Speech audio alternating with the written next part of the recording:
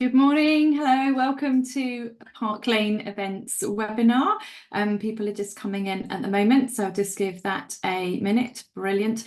So there's a chat box if anybody wants to open that and say hello. Often as people are coming in, people will start saying hello to each other.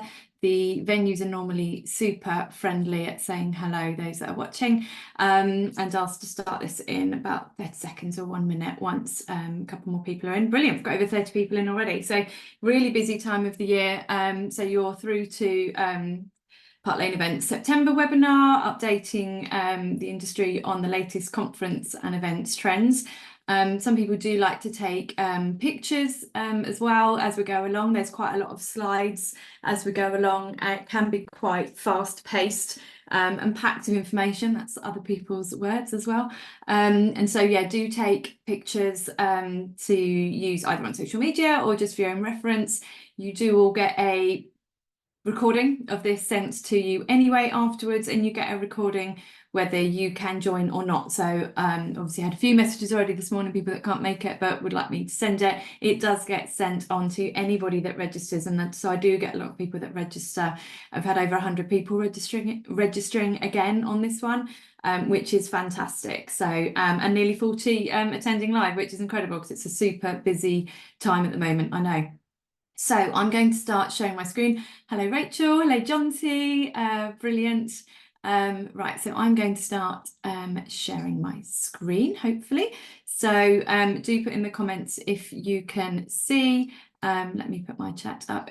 So hopefully you can see my Park Lane Events logo in the front there. So if anybody can just put in the chat, yes, you can. Yep, Jonty, thank you very much. Thank you, Sonia. Brilliant. I shall continue. Thank you. Oh, brilliant. Lovely. Everybody's saying hello. Fantastic. Saying yes, they can see it. Fantastic. So let's go. I'll try I do ask for feedback, and sometimes somebody has said I'll try and slow it down. So I'm going to try and slow it down a little bit today, and I'll try not to get too speedy. Right, let's go. So conference and events latest trends 2024. Anybody that's new to here, I always go through this at the very beginning. So who's what's going on and who's here. So obviously it's the update for the latest venue availability trends and planning for this time of year, and then into next year there's always a little industry exhibitions update, and then the latest openings and what's going on in the industry with venues there as well. And so then people that are coming to the webinar, you're here because you're either a corporate event buyer who I do venue find for, or you're a corporate event buyer who I network with, but you may book directly to venues or through another agency. You may work for a venue group or venue consortium, or you may be an agent or freelancer and part of my peer network. So it's very much everybody's welcome here as well.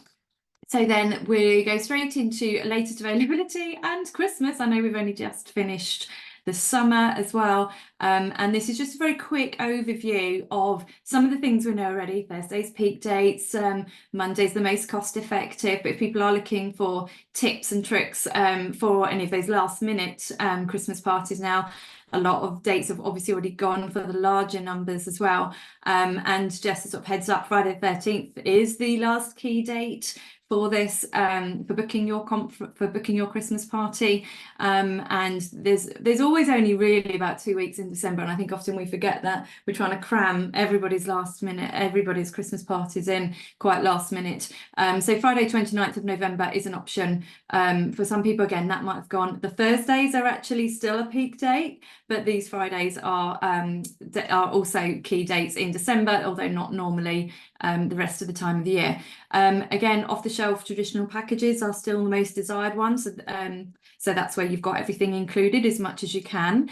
Package themes as well. So if there is a theme already, so your Winter Wonderland, your Great Gatsby's, so you've got all of that theming, then you don't have to do anything. You just buy that package with that included. However, with all of these packages, do check the additional bits that can sometimes be added on, and sometimes hidden costs. So your mince pies and coffees are not necessarily, don't assume that they're included with all these packages. DJ, your crackers on the table. Some venues are selling them without the crackers, and because it's up to the client whether they want it to be like a winter event or Christmas event, and do they want all those table dressings.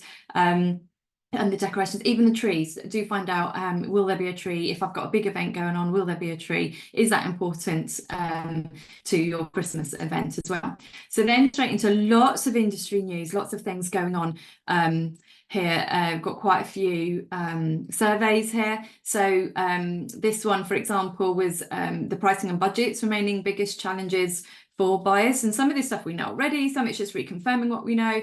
And what I do find is that people take this back to their other departments, their colleagues, their bosses, to say this is perhaps why we're having these issues, or this is why, you know, this is a universal industry thing, not just one person saying it within one company. So this is where some of these webinars help back up, because I've collated a lot of information from industry news. So for example, 79% of event planners are reporting average cost increases of 30%. And now that is with airfares, accommodation, F&B, not just obviously hotels and venues, but they're finding the budgets are generally only 5 to 10% higher, resulting in that big disconnect. So I thought that was really interesting that this survey had been done, and this is quite a big difference there.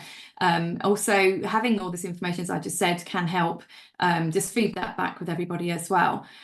The top challenges ranked by planners were, these are the top 5 ones: high costs, budget management, finding availability, timely approval from decision makers, and contract negotiations. Now that's actually, as a venue finder, something that I can help a lot with, as well as this is the next stages, the next 5: responsiveness, service levels, then there's airline in there as well, meeting participation, attendance. I know that's the most trickiest. How many people are actually going to attend? How can you guarantee that attendance, especially if it is a free event? And vendor supplier relationship. So a huge amount of that is what obviously as a venue finder I do. And Anna Randall has raised her hand. I don't know if that's in agreement, Anna, or if you have a query. So if you have a question, definitely put it in the chat. Sometimes people do that by mistake as well, so do carry on. So I think what was a good summary was you also have elevated attendee expectations to deal with. Every event you deliver, the next one must be even more unique and creative. And how can you do that, especially with a limited budget? You also need to incorporate sustainability. And it says here, which is often more expensive. That's not always the case. So how do you do that again with limited resources? And the reality is that a lot of our planners do not have the right resource in terms of staffing either. All of that takes time, and that's definitely something that's underestimated in our profession. And then another survey with Keith Prowse, who's the hospitality ticketing company, most people do know, and time is our richest asset, which actually backs up what that other survey just said. 78% of respondents say they'd rather receive the gift of time as opposed to a physical gift. Really interesting. New forms, formats, and new fans. And conversely, the aging population is healthier and wealthier, and bucking perceptions, music festivals are as in for the over 50s and as they are for Gen Z. I'm in my 40s and I definitely back that up. But I think that's because our generation is introducing the younger generation to those festivals as well, because some of the bands are coming around again. I think Oasis is a fantastic example of that. So yeah, I've just skipped on there. So then things like 18 to 24-year-olds are showing their conscientious stance by looking into esports such as Formula E and gaming. And my 14-year-old, I think, would definitely agree with that one. And then another survey, handpicked hotels. A lot of people know that they've got 21 country house manor houses throughout the UK, saying 77% of corporate bookers prioritise wellness facilities, lots of that to come as well. And the trend of last minute bookings remains strong. They did a survey or a poll of 500 respondents. And again, all of these surveys are from the Mice Market, meetings, incentive, conference and events. 43% of planners admitted to only booking a venue 1 to 4 weeks prior to an event. Only 2% said they were booking meetings 6 months out. Now, most of the clients I work with are booking a long time out. So I would say mine's probably the opposite way round of that. So that's I found that very interesting. But that could be because of the country house hotels, and I'm booking a lot more cities.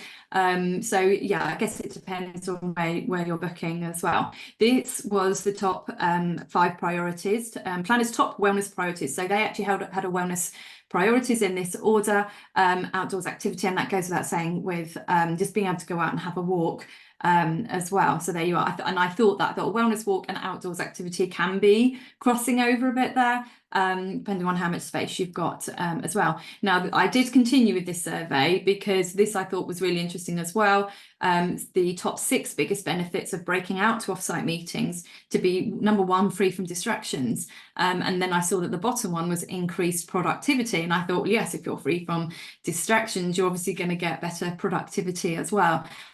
So I thought that was really interesting, the whole distractions thing as well. And then they're basically saying 60% of inquiries requesting to incorporate mindfulness and wellbeing elements in away day bookings. 60% is so much higher than obviously it was years ago. I think that's really good to see. I think it's really, really positive. Then there was one more survey, Venue Verdict survey. Who are Venue Verdict, you may ask? The Hospitality Customer Experience Diagnostic Tool. So basically, real-time event feedback from meeting bookers, event hosts, and social functions, revealing the on-property customer experience. Now, this I thought was really interesting because this I have covered many times in my webinars before about event handling, event inquiry handling, and the time that it was taking post-COVID because of so many staff had to leave the industry. We were given no choice. And this was the knock-on effect, was the delays with less staff in place, and perhaps not as many trained staff in place as well. So it was certainly quite bumpy that first year or so coming out of COVID. And I think this speaks volumes. So in 2019, around 80% of venues were sending the proposal within 8 hours, and around 70% were within 4 hours. Those of us that remember pre-pandemic, 4 hours was the golden number of getting any inquiries back, and that was what the expected time was everywhere. Obviously, then with COVID, 2021 real dip, 54% sending the proposal within 8 hours, and 44% sending it within 4 hours in Q3 of 2021. We knew that was pretty horrendous at the time. And then throughout 2022 and 2023, there was a steady increase, finally beating 2019 levels, with 86% of venues sending a proposal within 8 hours and 80% within 4 hours. So that's even better than it was before. So I know sometimes it feels like we're all struggling with timely responses, but I thought that was fantastically positive and exactly what we wanted to hear. And so that's why I love these surveys. And now that we are sort of a few years out of the pandemic, it's really nice to be able to share that from that survey. And then last but not least, PMIA, again, post-COVID recovery, and this one was interesting. It says that their survey did not realise they did not gather momentum in 2023, but rather witnessed a somewhat mixed performance in the sector. There were some venues that were doing really well, and others were finding the market more challenging and not experiencing a continuous upward trajectory in business. I actually think a lot of that was back to the response times, and I do know, and I remember saying this in one of my previous webinars a couple of years ago, whoever is responding the quickest and the most efficiently with the best information are the ones getting the business. And I was definitely seeing that firsthand. Obviously that then would have had a knock-on effect 3, 6, 9, 12 months later, with the business not coming in if people hadn't been able to get back to those inquiries. And the frustrating thing was, we obviously all knew that, and there wasn't a lot we could do about it when so many people had left the industry completely out of their control. And that was the frustration. It was out of their control. Yes, it does mention the rail strikes and things like that as well, and that has led to cancellations. And again, in one of my other webinars, many, I think, of my other webinars, I've said about making sure that in the terms and conditions, rail strikes and things like that are mentioned. Hopefully, we are beyond that bit now with so many changes. That's one of the changes in the government have been trying to work with better to keep the economy going. And so, yeah, so this also just mentions the volume of conferences and meetings in the UK, representing a substantial recovery from 2021, but slightly below the 2022 figure of over 1 million. Roz has just put something in the chat. Hi Roz, at Edgbaston Stadium, we've experienced far fewer large inquiries this quarter compared with last year. Is this a trend? I think that's really interesting, because I think people now have, and anybody else, if you want to comment on that as well, that would be great, especially anybody from the venues. And I think that is a really interesting one, because I think now that everybody's had their post-COVID events and they've happened, there's that kind of lull of, right, everything's happened, we've got everything together. Where are we? Are we actually making money? Are we making enough money? Can we do what we wanted to do before? Everything has gone up, wages have gone up, costs of events have gone up. Can they actually afford, can people at companies afford the same standard as what they've had before with the same amount of money? And there is actually, Rosa, a bit in a minute about numbers, average numbers as well, because I do read this before I talk about it. So just bear with me a second on that one.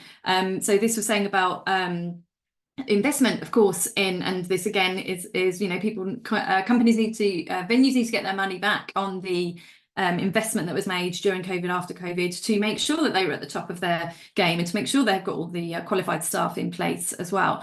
So approximately 3/4 of venues invested in their facilities in 2023, spending an average of 244,000 each, and 1/5 of venues invested over 500,000, higher than both 2022 and 2019 levels. They also, I thought this was interesting, key findings were the corporate sector accounted for over half events. The most significant group was government and the public sector, and associations accounted for 17% of the market. So I know a lot of venues like that, to see that as well, those kind of stats, and where that is applicable to their own venue, if they're trying to reach out to those markets or not. And obviously, if you're a corporate event buyer, this is where you sit, and you have got over half. You are booking over half of these as well. And what I thought was interesting as well, just under 1/3 of events in 2023 were organised by a professional conference organiser, PCO, or event management agency. So that's people like myself, venue finders. So if you are a hotel, or this is being passed on within internally, is 1/3 of your marketing and sales budget spent on reaching out to agents and to the event management agencies, and what are you doing there if that's something that you wanted to do. So I thought that was really interesting to include that. And this, again, then going on to other trends, half of venues were not developing anything to meet trends in AI. Now, as we are a personal industry, if you like, whether it's serving food, cooking the food, making the beds, us reaching out to each other, it's very personable, and so we're all very passionate about keeping that personal. And AI is a bit of, oh my god, do we need this? What can we use it for? And I do agree, there are definitely uses for it. And I think it's a bit like when we all had to go on Teams and Zooms during COVID in the first place. It was like, oh my god, nothing is going to replace face-to-face, and that has been proven. However, there is a use and there are tools. We wouldn't be doing this now still if there wasn't still a need for it. I thought that once we came out of COVID, I stopped doing the webinars, and because that's when I started doing them, for those that didn't know that. And then people were asking me, when are you going to do your next webinar? And I was like, well, surely we don't need webinars anymore. We can all meet face-to-face again. Isn't that so much nicer? But this in half an hour is actually quite a lot of information that can be gathered, for example. And I think that's the same with AI. AI can really help. And it's interesting that areas that venues were developing included using AI to respond to client inquiries. I think that could be fine for very basic stuff where people just want a quick yes, no answer. But with events, we all know that doesn't work. There needs to be that bespoke quote, and offering live availability of event space and instant booking on their website and through third parties. So that may be relevant for some, but the majority, that's never, you still need that person. We all need that. We all know that as well. So then just looking at the next 6-week window, a lot of people do like this, that I put this slide on actually. So the current 6-week booking window is from now until half term, which is week commencing 28th of October. That's where I'm in Bedfordshire. It's obviously important to point out it's different in different areas, but that's the main one around here. Autumn term, again, Christmas holidays start on Friday the 20th of December or around those days, depending on, again, your area. So remainder of 2024 and into 25. Obviously, we're all working on any last minute bookings now until the Christmas holidays. And then every month we do know, even with that half term, it's a peak. Every month is peak date. So we are on quite a fast running treadmill now until December, when everything kind of calms down a little bit on a booking point of view, obviously not event point of view. So yes, my suggestion is lock down those last quarter dates. And if you haven't started planning those 2025 dates, start planning them now. I'm working on a lot for next year now. Every single month I've got something, I've got an inquiry for every single month of next year with, I've got some clients that have repeat events, others perhaps it just might be 1 or 2 events, but this is going to be a busy year next year, actually, I think. From mid-January, February, March, we know that's obviously a peak time as well. And then I just popped in Easter, because a lot of people like to know that at this stage as well, when that is. So the last week of March, 31st of March, into the 1st of April is the last sort of full week before Easter, if you like. Then Easter holidays start from that week commencing the 7th of April. That could either be on the Monday or the Wednesday, depending, or even that Friday after Friday the 18th. It's Good Friday, and then Monday 21st is Easter Monday, and then the next full week is the 28th of April. So we always have that sort of 2, sometimes 3 weeks around Easter where people don't book stuff so much, but I do have clients where they go for those weeks sometimes, because perhaps if it's an international event, there's less people in the UK where it concerns, and so therefore it works for them. Availability is good, price is good, so it just depends on the event that people are booking. Again, things like repeat events, booking a year in advance. I mentioned what I'm working on at the moment, and yes, I did keep train strikes in there just in case. There is optimism of no further dates as yet. Do bear in mind anything can happen. Make sure your terms and conditions cover that if you're a venue. If you can put a line in about train strikes and things like that, that is useful. Some don't, and for if you're a corporate buyer, do ask that, because venues can put that in, or they can at least give you a clear line on what their policy is. So I do ask venues, if my client wants to know that in particular, what is your policy? And it could be there isn't one, it's just the normal terms and conditions, or it's actually we are going to put one in there. So a lot of people like this slide as well. So this now I've started to put on my social media every single month, and it's updated every month. So these are the next exhibitions that we have going on. I'm at the BNC show, and I'm at the CHS show. So I'm speaking at the CHS show in Birmingham. And so, yeah, people do often take a snapshot of that, and they are the latest dates that we've got right up until next summer. The London Christmas Party show is the next date I'm waiting to come out. There. The Westminster Collection did contact me as well, and I am going to go to this next Tuesday in London. It's over 50 venues in the Westminster Venue Collection, and some of those will be there at that event, so I'll be able to speak face to face. I know a lot of those already, so it'd be really good to say hi, catch up with them. And one thing about the exhibitions when we do that as well, it is kind of, we're all just saying, yep, we're still here, we're all still doing business. What's your latest DDRs, what's going on at Christmas, what's going on next year? Obviously that's where I get a lot of my information from as well, and so lovely Claire from the IET sent me this and made sure that I had signed up, basically. So I am going to that, and then on to new hotels. So there's quite a lot of slides, so these ones I am going to go through quite quickly, so because we're talking global here as well, so there's a lot going on. So this is just particularly IHG, some of the stuff that they're doing. And if I've put the, I've put MySbook on the side there, that's where the information I got that from. And then on to, where it's individual properties. So lovely Joe at Joe Beams Consultancy. This property is reopening in Tenerife. So this has been redeveloped. And it's opening December this year, and it's taking my business from April next year. So that's one to get ahead of, where people won't have been there yet with things as it's reopening in a couple of months. So that's very exciting. And then a bit closer to home in London, you've got the Minster Building, part of the Cavendish venues. Brilliant location in the city, so I get a lot of inquiries around Bank, Monument, around that area of Shoreditch. So this is one of the latest ones that is opening, or just opened actually. And then lovely Anna from Evolve Events sent me this as well. This is actually Fulham, so just along the River Thames, just on the obviously outside the city, on the outskirts of London. And this is a new event that they are they have helped launch, and they're actually having a networking breakfast on the 15th of October. So she said, please do mention that if people are available or and would like to come.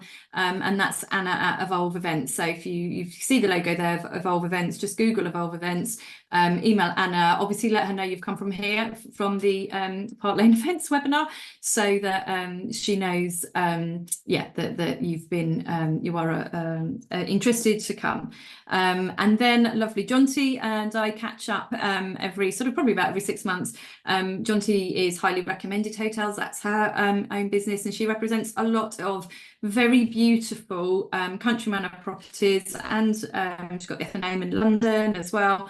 And she is very keen on seeing the luxury, perhaps more individual, more independent properties heard and seen in front of corporate buyers and agencies. So I've just put this together to demonstrate. So these are very luxurious properties here that Jonty looks after, and it's one you wouldn't see them at the exhibitions, and so they're in contact with Jonty. Jonty goes out and represents them to agencies and corporates, and you can see, for example, you've got some very small properties here, but you can take over the whole hotel.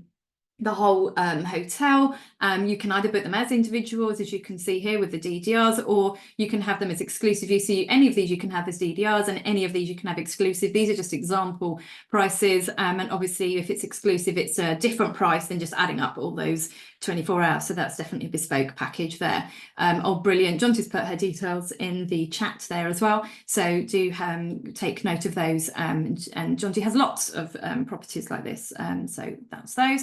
Back into London, so speaking to Hyatt, and they've got Great Scotland Yard Hotel, which I absolutely loved. Have booked the hotel a few times with clients before, but they actually have, and this is where you've got again an alternative venue. This is a London townhouse basically next to the hotel, and so you can actually have the whole house here. So you've got a little boardroom there, or you can have it for a private dinner. You've got the bedrooms. So I just want to sort of point that one out, because it's these ones that obviously get missed off when they're quite small.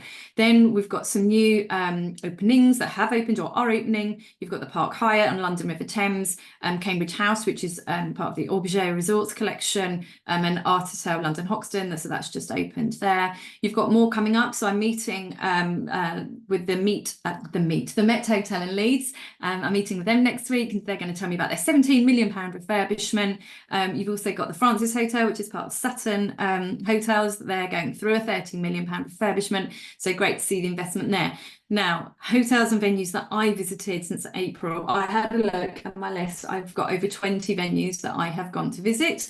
So I haven't put them all on here. This is a snapshot of actually what I've put up on my social media, and it made me realise I need to put more on my social media about where I have been visiting to help keep everyone updated. So up here, you've just got a snapshot of some of the London venues that I've seen. But for example, I've been to see the Emery, the Art'otel London Battersea, South Place Hotel, Skyline Tower, Suite Shangri-La at the Shard. Then up in Newcastle, I've been up to Newcastle, back down London into Continental Park Lane. I'm meeting them next month as well, actually. Around the Midlands, I've been to see Lee Marston Hotel, the Abbey Hotel, and I'm going to have a day with 8th Floor, one of the representation companies, Penny, in a few weeks' time. I'm going to see Broadwick Soho, the Mandrake, the Savoy, Mama Shelter, and then with a client, I'm going to see the Berkeley, Fort Hamilton Place, the RSA, St Pancras Renaissance. So there's a lot going on to keep updated. And then finally, how can I help you as well? I mentioned I'm going to be at the CHS show, so the rest is all about free information you can get from myself. So I've been asked back to speak at the PA Lounge on the 29th of October, and so that's where I'm going to be there. That's all free sessions there. You've got my website, you've got the blogs that I put up, and that's where I've got the latest things there. There's the newest venues in London, I put that up there. There's the Park Lane London Hotels webpage, so that's all the hotels on Park Lane, and then coming soon is the M25 Hotels webpage, so that by January should be up. If you want to work with me further, there's the venue finding that I can do for corporate buyers. So that's all on my website as well, how that works. And then the next webinars, there will be one in January and there will be one in April. I have got the dates set, and invites will come out in due course for those. So that wraps it up. What time is it? It is 10 o'clock, dead on. Look at that. If anybody has any questions or want to put anything in the chat, please do. I've tried to go a bit slower today, so I hope that was a little bit easier. As I said, I do send the recording back to you as well. So everybody that has registered, so you can register for every one of the webinars, and as long as you're registered, then I send you the recording, irrelevant if you can make it or not, because it is tricky. I know, and this is a super busy time of the year. So big thanks for everybody that has managed to get on this live as well. It's really hard to keep up to date with everything that's going on, and it does take time to put these together, and I try to put in as much as I can, and so much is still changing, which is great, keeps us on our toes, gives us all things to talk about with each other, and I'm loving everybody's comments now. Thank you so much. That's just absolutely amazing. And if Lisa, Unique Venues of London, brilliant. I've been asked to speak there before, which is fantastic. And Krishna, we need to catch up. Krishna from Edgbaston. We were talking about me speaking somewhere with her in November, so I need to check up on that as well.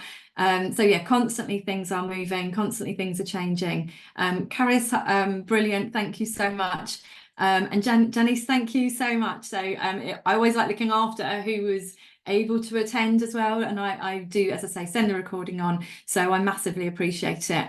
Thanks, massive smiles on my face there. Thank you. It's really hard when you're just talking, and I've got so much to get through. I don't ask too many questions anymore, but I know that people can use the chat as and when.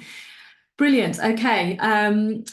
I'll close this down now. I'll stop sharing for a start. Do contact me directly if you need anything, and I hope to see you at one of the shows or in person. That's always nice at some point. Okay, thanks very much. Take care. Cheers. Bye.